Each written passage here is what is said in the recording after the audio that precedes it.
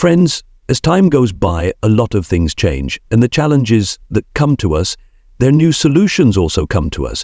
As time goes by, we should also understand those solutions. Today's biggest challenge is distraction, not being able to manage time, and not being productive. And to solve this challenge, the new theory, the new concept we're going to discuss today is of mind management, not of time management. Today's book summary is Mind Management, Not Time Management. Productivity When Creativity Matters, written by David Kadavy. David Kadavy is also a writer and a podcaster. He helps people to be productive in their creative work. More than 1 million copies of his books have been sold. David has also appeared in TEDx, The Post, and Observer. So the thing is that many books and speakers tell us how to use our time well. They tell you to do this or that, but the truth is that the time to complete things has nothing to do with minding. It just depends on how you manage your mind. This summary is going to teach you some simple and powerful techniques to get mind management. So let's get started. Today's book summary is Mind Management, Not Time Management. Productivity When Creativity Matters, by David Kadavy. You look at it all around you. People are busy running around to earn money every day. That's why you should use every second in the right place. To earn money, you fill your calendar with different activities so much that you don't have time to rest. And not only that, people are also doing multitasking these days. That is, doing many things at once, like answering your email while having lunch. Is this the same hustle culture? That is, the culture of running around? That is, the culture of running around, which everyone feels proud of as a part of? Is it common to always feel tired, angry, or worried? This summary will prove that time management is no longer useful and you will not get anything out of it. You will learn how mind management can help you succeed and do any work. You will also learn that you don't need to rush to get anything. Mind management is a better way to achieve your goals than time management. So let's get started. Read this first chapter, Mind Management, Not Time Management. The author of this book, David Kadavy, did not consider himself a writer. He did not like to write since childhood. But one day he was offered a book deal that no fool would refuse. That's why David planned his life in such a way that he could write a book. First of all, he made sure that he had a good time to write a book. He cancelled dinner and other plans with his friends, but he started taking his writing sessions instead. David also stopped going on dates. He even started delivering his groceries and food at home. He had put a lot of effort into focusing on writing his book. A writer's mind is like a box of words, but they play with words. But it was not so natural or easy for David. When he sat down to write, he could not even write a word. And I don't know how many hours would have passed sitting in front of the computer. Then he started feeling pressure on himself. David had to finish 25% of the work of the book in the next few weeks and show it to the publisher. If he could not do this, the deal could have been cancelled. David did not want to disappoint his family and friends. Out of frustration, he decided to join a retreat in Costa Rica. He knew very well that he would not be able to write anything there. Does this mean that he regretted joining the retreat? Of course he did. But David thought that changing the place would help him get out of the writer's block. After saying yes to the retreat, David started regretting. And he left his house. He wanted to get rid of his frustration. Then he met Diego. He was on the other side of the road when he called David, as if they were friends. Diego gestured and called David, and started talking to him in Spanish. David did not want to look like a fool, so he replied to Diego. After talking to him, David found out that Diego wanted to talk about something like this. He loved to walk on the beach in the rainy season. Their conversation did not last long, but David was feeling pretty good after this. When David returned home, he sat in front of the computer again.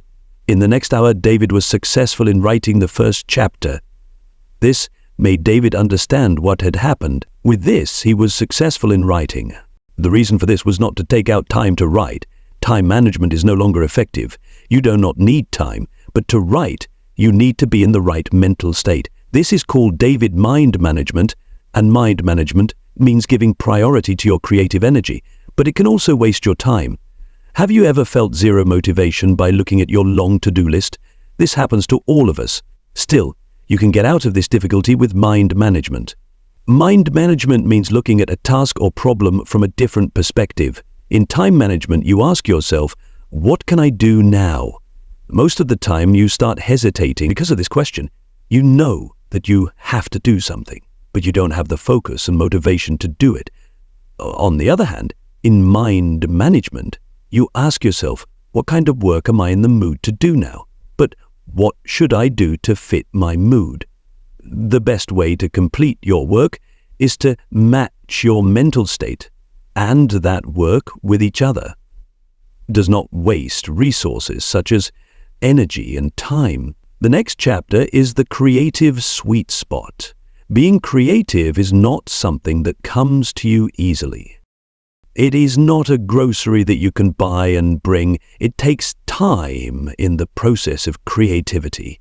To tell a story, to write a song, or to make a painting, it is very important for your state of mind to be right. To enter the creative mode, David uses two types of thinking, which are diversion thinking and conversion thinking. Divergent thinking occurs when your thoughts are scattered. In this, you focus on many things. When you combine these different thoughts, it is called convergent thinking. Then, take the example of writing. You want to say something, but you have many ways to say it. First, what do you want to say? Do you want to say it formally, or do you want to say it as if you were talking to a friend? Do you not want to give it a name, or do you want to tell everyone that you have written it? This is called divergent thinking.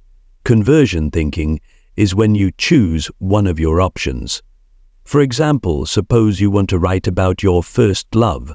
You want to present the tone of your writing to your readers like a friend.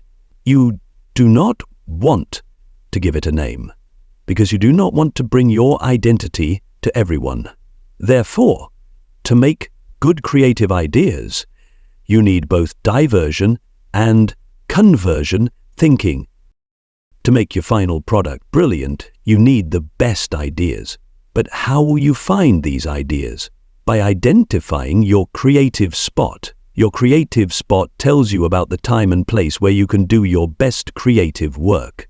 Creative work is not something you can do with the help of a guidebook where no logic or mathematical formula works.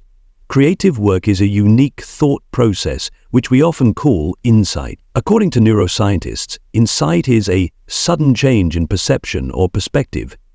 Insight can also be considered as a eureka moment, which happens when you get tears of joy when you get something.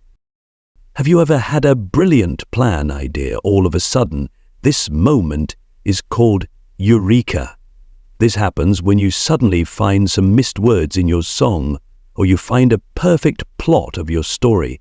Now you want to pant again, but you don't know what to pant. So to pant your favorite cartoon character, suddenly remembering, will be a eureka moment, during which it can be easy to find your creative spot. Remember that this is not about mind management or time management. Your energy is not the same every day or the whole day. Just like you spend a lot of energy on your job, you spend a lot of energy on socializing with your friends, panting, or working on Nobel. So, find the right time of the day when you have the most energy. You have to keep your system, i.e. your sleep cycle, in balance. This system helps you stay awake during the day. Think of it as a line going up. The more you stay awake, the more alert you will be. But, along with staying awake, your sleep-dead system stops you from being alert. In other words, if you don't sleep well for a night, your sleep death becomes too much, think of your sleep death as a line going down. Because it reduces your energy, the line of your system and sleep dead starts at around 2:30 in the afternoon. This is why you feel tired and sluggish at this time. Understanding your body clock helps you focus on your work easily. Many people work with a lot of focus in the morning, like the best violin player practices for the first 2-4 hours of his day. Famous writer Virginia Woolf and psychologist BP do the same. This is because the time in the morning is the time when people are fully awake and most alert. To get your creative spot, David has told us another way. This is called the first hour rule, which helps you stay disciplined in completing your work. When you spend the first hour of your day on your project, it is called the first hour rule, and it should not be a random project. It should be your most important project. By doing this, you will be able to complete the project quickly. Listening to this, you must be thinking if this is really possible for you. The answer is, yes, it is absolutely possible. Start your day with your most important work, that is, with a work that you have to do. By doing this, to complete it, your chances of being lazy become there less. Doing this also prevents the obstacles in that work. After taking this important learning, let's move towards the next chapter, the 4 stages of creativity.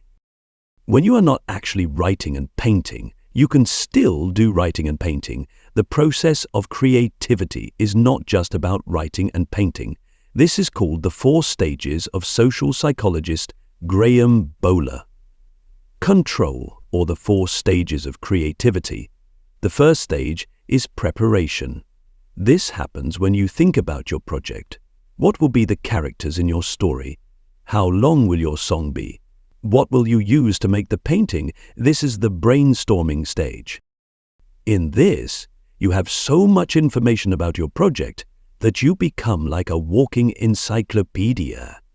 David also started working on his book in the same way. There was also a time when he used to sit in his living room and open such sources of information, and so he had white books, newspapers, and journals were scattered all over. He also had a whiteboard on which he used to write possible topics and chapters. The research that David did was not a waste of time. It was helping him to reach the next stage of creativity. The second stage is incubation, and this is the time when you are not so active on your project. You may be working on something else or spending time with your friends and family. We need to take a break from time to time. To complete this task immediately, forcing yourself does not always work. Doing this will make you frustrated and angry. This will make it difficult for you to find your creative spot and go to the third stage. The third stage is elimination. This is the eureka or aha movement. The third stage cannot be fully explained. This is because it is sudden and unpredictable. As it is said, if you do not make necessary preparations, you will not reach this stage. You will have to give a lot of time to the first stage. Let's see how the first stage helps you reach the third stage. For this, we will take the example of Paul McCartney, of the Beatles. Paul composed the memorable song, Yesterday, in a very unique way. He heard the melody of this song in his dream. When his eyes opened, he woke up in the middle of his sleep and started playing that melody on his piano.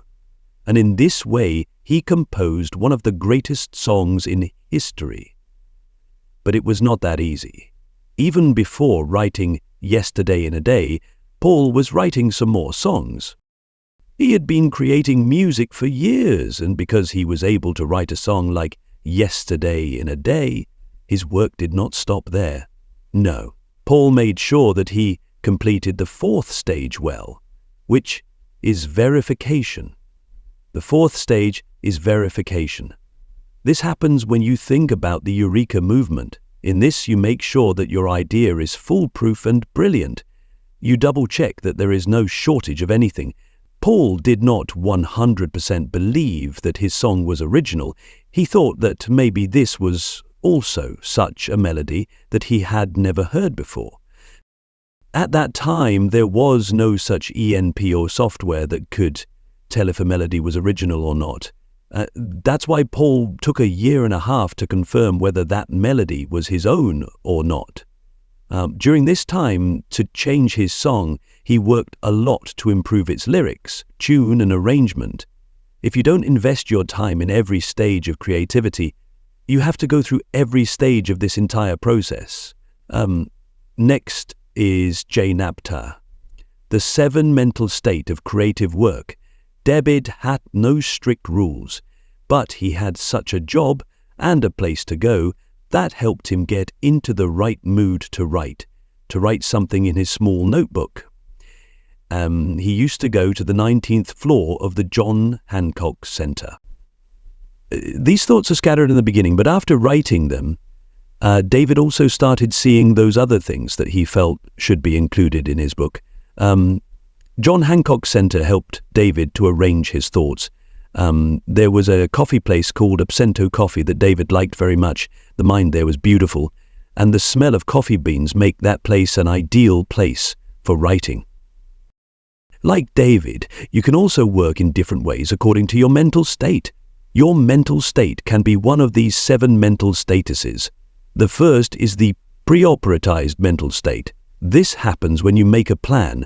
You decide what you need to do and how you will achieve it. In this, you also decide what is important and what is not.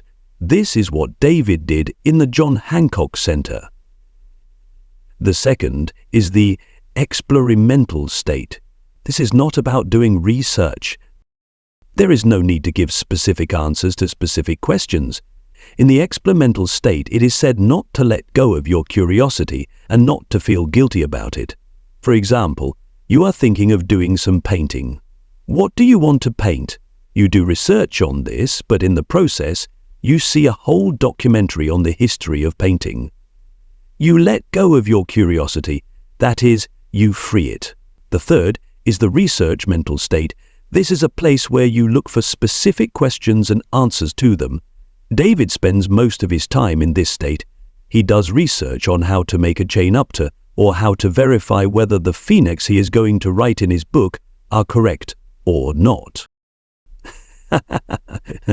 The fourth is the general mental state. This is the state where you actually work. You make something by combining the ideas gathered in the previous mental status. For example, writing your first draft is the fifth, the polished mental state. This stage is to edit and scratch the work that you made in the previous state. For example, you pay attention to the meaning of your sentence. In painting, you check that there is no place on the canvas where you did not paint, or there is no color that needs to be made deeper or lighter. The sixth is the administrative mental state. You cannot always focus on your creative work. You also have some responsibilities that you have to do. For example, paying your bills and spending time with your family. This mental state is important because you have to pay attention to other areas of your life as well. Finally, there is a recharged mental state. In this state, you need to rest and refresh yourself. Take a day off or go on vacation when David has his book. The 6-step method. Figure out your goals and spending trick. When David gets stressed, he goes for a massage. Sometimes watching a funny video or movie can also help. Find ways to calm yourself and relax your mind. David's creative cycles had a very strange routine. From 12 a.m. to 4 a.m., he would only focus on his book. At 4 a.m., he would turn off the light, turn off his computer, and sleep till noon. The next day, David would get ready and go to the coffee shop. He would work in the cafe until it was time to close. This is called the David's creative cycle. It is a cycle that repeats itself, and in this cycle, along with progressing in your work, you also get time to rest. In the creative cycle, there are 4 stages of creativity in which you prepare, inculcate, eliminate, honor, verify. The creative cycle does not need to be based on time. It can be based on weeks and even many different seasons. Let's see an example of the creative cycle. Bat likes to do the first stage preparation of creativity at night. The peace of the night helps her to focus per noise. Therefore, she is able to find a lot of information at night. When she goes to sleep, she goes to the second stage of creativity, which is incubation. When she sleeps, Bat's attention is not on her creative work. This makes Bat feel relaxed and inspired in the morning. She reaches the third stage of creativity, which is illumination. When she eats her breakfast, she gets a great movement. She gets the right words for her song and immediately writes them on the tissue paper she keeps with her. She spends the whole afternoon correcting her song. She changes some words to better ones and chooses the best instruments to play that tune. There are many options to manage your mind. You just need to find the one that suits you the most. Next chain up there is creative systems. Once David was in trouble, he had to interview Dr. Rock for his podcast. Dr. Rock was an inspiration for David. He had written a book called Your Brain at Work, which helped David understand how the mind works. David believed Dr. Rock to be his ideal. But the day David had to talk to Dr. Rock, he had to face many difficulties. The first apartment he had rented was under construction. There was noise all day. To record a podcast, it couldn't get any worse. Second, David had recently come to Panama City to write his book, but he didn't know his new neighborhood well. He had no idea where he could find a good place for an interview. Third, David knew it would be impossible to change the schedule because people like Dr. Rock are always busy. It was like a golden opportunity. It felt like it was going to happen. David had to cancel the podcast. Nothing was going right, but David's creative system was activated. He wrote an email to Dr. Rock. He didn't know how, but he didn't feel hopeless. He had found a solution to every problem he was facing. Finally, David was able to record with Dr. Rock in the creative system. There is a repeating processor that helps you to do your creative work. It helps you to know what steps to take your mental energy in mind. Think of the creative system like an umbrella that covers the stage of your creative cycle and creativity. It basically takes care of the entire creative processor. The creative system needs at least a creative dose. This is the smallest thing that you can do to advance your creative work. Let's say you are a writer and you have a minimum creative dose. Writing a paragraph for your book helps you to focus on your other priorities. An open loop is also a good thing. Let's say AAC as an example. When you feed your cat, you pay attention to the fact that the cat's food is about to finish. You make a mental note. This is an open loop because you have to buy cat food. It keeps running in your mind even when you are doing something else. An open loop keeps running in your mind. This mental space can only be empty when you buy cat food. It seems like a negative thing, but an open loop is beneficial for your creativity or helps you to advance your project. Let's go back to the example where you were a writer and you are writing a paragraph that creates a coupon loop in your mind, which you can see again in the coming days. In this way, even if you can't spend your entire day writing, you won't feel guilty. As long as you are progressing, you will keep moving forward and won't lose your momentum. The best thing about the creative system is that you can keep many open loops. One loop can be connected to the plot of your story, while the other loop can be connected to the background of the character. The creative system stops you from making excuses. You can't even say that you don't have time, because you need only a few minutes for the minimum creative dose. And now the turn, which we call the conclusion E, we will repeat the learnings of all the chapters we have read and listened in this video series. First of all, you have learned what is mind management. It means to create the right mental state to do your work. It means to ask yourself what kind of work I am in the mood to do and what I can do to fit in that mood. Secondly, you have learned that by finding your creative sweet spot, You can achieve mind management by applying devotion, honor, conversion, thinking you can do this, you can avoid, you can make eureka movement in both ways, which is like a sudden success in your creative work to find your creative sweet spot. You have to recognize your most productive time. Most people like to work in the morning because there is less distraction during that time. Third, you have learned about 4 stages of your creativity. You have to go through all these stages. These stages are preparation, incubation, illumination, and verification. Fourth, you have learned about mental status with your creative work. These stages help you to complete 4 stages of your creativity. These are 7 mental states: priorities, explore, research, generate, polish, administrate, and recharge. Fifth, you have learned about creative cycle. This is a repeating cycle of taking time to do creative work. Creative cycle decides which time frame works for you, even if it is a week, month, or season. 6. You have learned about your creative system. Learning about your creative system determines 4 stages of your creativity and creative cycle.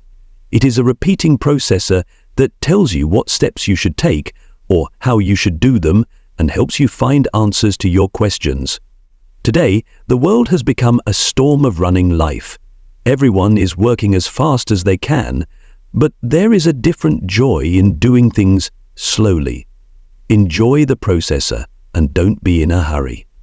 As the saying goes, only those who wait for something big will get it. The Vedas say that only patience leads to victory. In the age of distraction, to increase your creativity and to keep yourself focused, you have learned all these tools and learnings.